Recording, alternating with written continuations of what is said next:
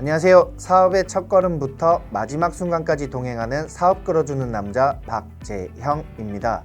최근 폐업을 결심하시는 소상공인분들이 점점 늘어나고 있습니다. 경기가 너무 안 좋아져서 양도양수마저 쉽지 않고 더 이상 영업을 지속하기에는 영업을 할수록 오히려 손해가 커져서 폐업을 결심하는 추세죠.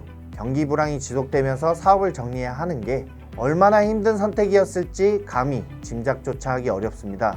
지금까지 코로나 사태를 비롯해서 험난한 여정을 이겨내신 소상공인 분들에게 심심한 위로와 격려의 말씀을 전합니다. 그리고 이런 상황에서 폐업 소상공인들의 새로운 출발을 응원하고 든든하게 지원해줄 제도가 하나 있습니다. 바로 소상공인진흥공단에서 운영하는 희망 리턴 패키지 사업입니다. 소상공인들이 폐업을 하는 경우에 임대했던 건물을 원상복구해야 하는 문제가 있습니다. 대부분 임대차 계약을 체결할 때는 창업의 부품 꿈에 젖어서 임대차 계약서에 이 내용을 등한시하는 분들이 많은데요. 사업이 어려워 폐업을 하는 과정에서 자신의 돈으로 영업장 철거까지 진행을 해야 한다니 너무 암담한 상황이죠. 그래서 소진공에서는 폐업 소상공인을 위해서 철거비를 지원하고 있습니다. 그리고 이 지원금은 2024년 기준 평당 13만 원으로 최대 250만 원까지 지원이 이루어졌습니다. 그런데 2025년부터 평당 20만 원, 최대 400만 원까지 지원금이 늘어났습니다. 그럼 이 철거비 지원금을 받기 위해서 어떤 요건이 필요할까요? 우선 사업자 등록증상으로 사업 운영 기간이 60일 이상이라는 게 증명이 되어야 합니다. 그리고 현재 폐업을 했거나 폐업 예정이어야 하고요. 이미 폐업을 했다면 폐업일이 2020년 1월 1일 이후인 경우에 지원이 가능합니다. 다만 철거에 대한 증빙 서류들은 모두 있어야겠죠. 그리고 이미 철거비를 한번 받았거나 자신의 건물에서 영업을 하는 경우, 무상으로 임대를 한 경우, 폐업이 아니라 사업장을 단순히 이동하는 경우, 사업장이 주거 용도의 건물인 경우에는 지원금을 받을 수 없습니다.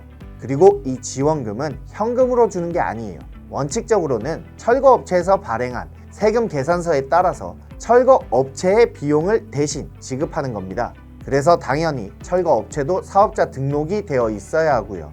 다만 폐업 과정에서 소상공인이 철거업체에 미리 돈을 지불했다면 이에 대한 증빙 서류를 제출을 하고 공단에서 돈을 돌려받는 것은 가능합니다. 그리고 철거비 지원에 앞서서 재기전략, 세무, 부동산, 심리, 직무직 등 5개 분야 중 최대 3개 분야에 대한 전문가의 1:1 컨설팅도 지원을 받을 수 있습니다. 또 폐업 소상공인이 취업을 원하는 경우에는 구직활동에 대해서 40만 원, 취업이 완료되면 60만 원, 총 100만 원의 전직 장려 수당도 받을 수가 있습니다. 이 전직 장려 수당을 받기 위해서는 5일 동안 총 25시간의 교육을 받아야 하는데 사업정리 컨설팅을 받은 소상공인은 교육을 받지 않아도 수당을 받을 수 있다는 장점이 있습니다. 이뿐만 아니라 변호사를 통한 1:1 폐업 법률 자문, 채무조정 신청 지원 등 폐업 과정에서 발생하는 어려움에 대해서 다양한 지원을 받을 수 있는 게 바로 희망 리턴 패키지 사업입니다. 자, 그러면 이런 좋은 제도가 있는지 처음 하신 분들은 어떻게 신청하는지도 잘 모르시겠죠. 저는 이 희망 리턴 패키지 사업에서 부동산 컨설턴트로도 활동을 하고 있습니다. 그래서 제가 철거비 지원을 비롯해 폐업 지원 컨설팅을 어떻게 신청하면 되는지 폐업 지원 신청 가이드북을 준비했습니다.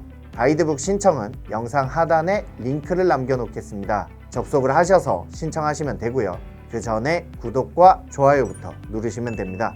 이상으로 사업 끌어주는 남자 박재형이었습니다. 감사합니다.